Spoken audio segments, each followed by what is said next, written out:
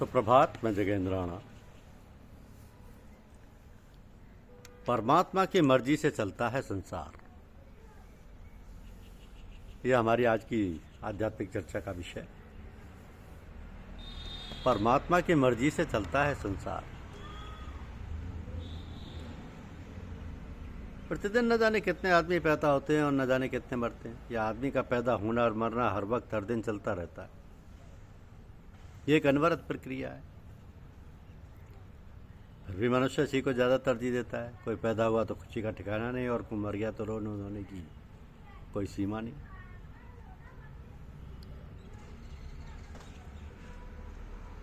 जब ये सब इस सृष्टि का अभिन्न अंग है,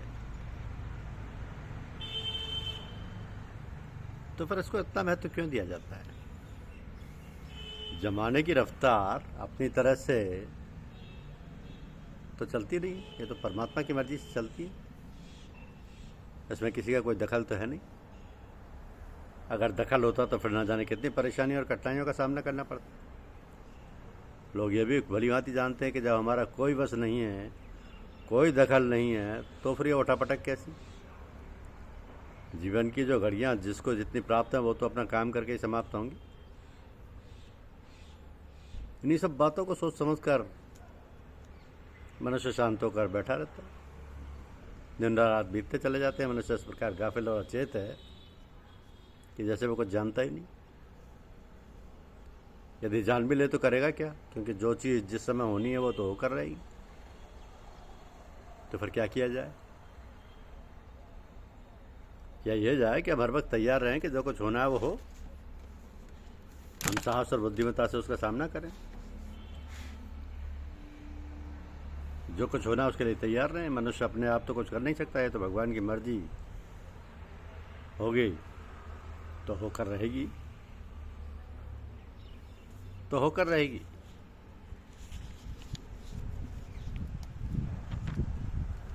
इंसान तो मन द्वारा सुमिरन करता है, अपनी भीतरी आँखों से ईश्वर का दर्शन करता रहे, ध्यान करता रहे, आंतरिक कान से सुमधुर वाणी सुनता रहे, अनंत नाद सुनता रहे, चरण कमलों में ईश्वर के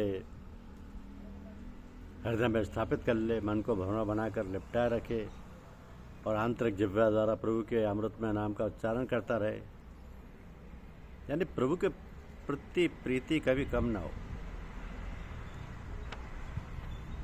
प्रभु की प्रीति का जो सौदा है वो हमने बड़े सस्ते में किया है।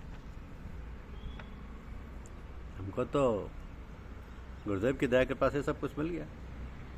साधु संतों की सत्संगति के बिना भगवत भाव प्रेम उत्पन्न होता ही नहीं, और इस भाव के बिना प्रभु की आराधना उपासना हो नहीं सकती। तो अब ब्रह्म मुहूर्त में प्रतिदिन इसका पाठ और जाप किया जाए, क्योंकि हमारी संस्कृति में ऋषियों द्वारा निर्धारित दिनचर्या नियमित है। हमारी दिनचर्या का आरंभ प्रातः ब्रह्म मुहूर्त में हुई जागरण से होता है। शास्त्रों का मत है कि ब्रह्म मुहूर्त बुध्यते, प्रातःकाल ब्रह्म मुहूर्त में उठना चाहिए। वेद का उपदेश है प्रातः रत्नम प्रतिरित्वा दधाति। प्रातः ब्रह्म मुहूर्त में उठने वाला व्यक्ति रत्नों को धारण करता है। आयुर्वेद के आचार्यों ने भी कहा कि ब्रह्मो मुहूर्ते उत्तिष्ठेत स्वास्थ्य रक्षार्थ मायुष्य तत्र सर्वाशांतार्थ स्मरेच्च परमेश्वरम। अपने स्वास्थ्य को ठीक रखने, जीवन को सुखमय और आयु को दीर्घ बनाने के लिए व्यक्तियों को ब्रह्म मुहूर्त में उठना चाहिए तथा पापों से बचने के लिए प्रभु से प्रार्थना करना चाहिए। संतवाणी है कि चौथे पहर में रात के जब पुण्य ब्रह्म मुहूर्त हो, दे त्याग निद्रा प्रथम ही मत नींद में अनुरक्त हो।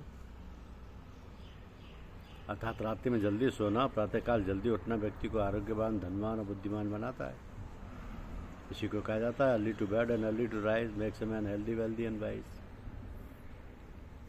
तो कोई भी व्यक्ति ब्रह्म मुहूर्त में यानी रात्रि के अंतिम पहर अर्थात सूर्योदय से 2.25 घंटे पूर्व में उठकर इस अकाट्य सत्य का अनुभव कर सकता है कि प्रातःकाल का वायुमंडल शरीर, इंद्रियों और मन को प्रिय लगने वाला तथा स्वास्थ्यप्रद होता है।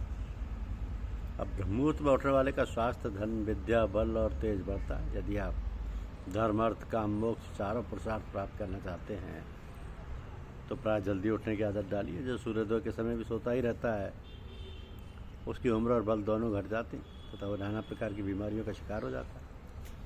ये तो पक्की बात है। तो प्रातःकाल के शुभ वेला में उषा देवी अपने दोनों हाथों में स्वास्थ्य, आरोग्य, सुख, शांति, आनंद, धन धान्य, ओज, तेज, कांति, बल, बुद्धि, मेधा आदि दिव्य संपत्तियों को लेकर आती हैं और उन्हें खुले हाथों वातावरण में लौटाती हैं। परंतु जो लोग इस समय सोए रहते हैं वे इन लाभों से वंचित रह जाते हैं।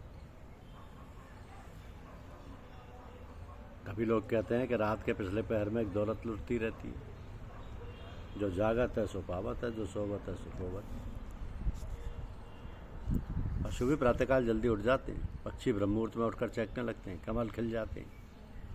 पुष्पों पर एक नई आभा और कांति छा जाती है। सारा वातावरण सुरभित और मुखरित हो उठता है। आप भी अपने जीवन में परिवर्तन लाओ, प्रातःकाल उठने का अभ्यास बनाओ। वैसे तो ब्रह्मुहूर्त में उठना सभी के लिए लाभकारी है, लेकिन विद्यार्थियों के लिए तो यह अत्यंत महत्वपूर्ण है।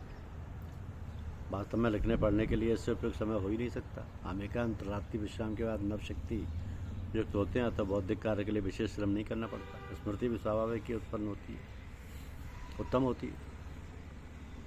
तो बिना किसी की सहायता के प्रतिदिन ब्रह्मुहूर्त में उठ जाने के अभ्यस्त हो जाना चाहिए। इसके लिए एक छोटी सी युक्ति पूज्य संत बताते हैं कि अलार्म घंटी बजा सकता है, पत्नी कंबल हटा सकती है, लेकिन नींद से तो तुम्हें जगाने का काम तुम्हारे सच्चिदानंद परमात्मा ही करते हैं। अतः आप रात्रि में सोते समय उन्हीं की शरण जाओ। सुबह उठाने के लिए उन्हीं से प्रार्थना करो और दृढ़ संकल्प करो। सुधा सरस वायु बहे कलरब करत बेहूँ। अजब अनोखा जगत में प्रातःकाल का रंग। जब चंद्रमा की किरणें शांत हो गई और सूर्य की किरणें भी धरती पर नहीं पड़ी हों, ऐसी संध्या की बेला में सभी जागृत अवस्था में रहते हैं। उस समय क्या हुआ, जब प्राणायाम व ध्यान अभ्यास अनायास अमिट फल देता है। ये अमृत वेला है, जिसे वैज्ञानिक सूर्योदय से पहले के हवामान में ओजोन की उपस्थिति कहते हैं। इसी को शास्त्रकारों ने सात्विक सामर्थ्यदाता वातावरण कहा है। अतः अमृत वेला का लाभ अवश्य लें। रात्रि का भोजन देर से ना करें, सुबह देर से ना उठें। सूर्योदय से 1 घंटा पहले प्राणायाम, जप एवं ध्यान में लग जाएं। जिन्हें ये असंभव लगता है उनके लिए नेपोलियन बोनापार्ट कहते हैं कि nothing is impossible, everything is possible in this world. धन्यवाद।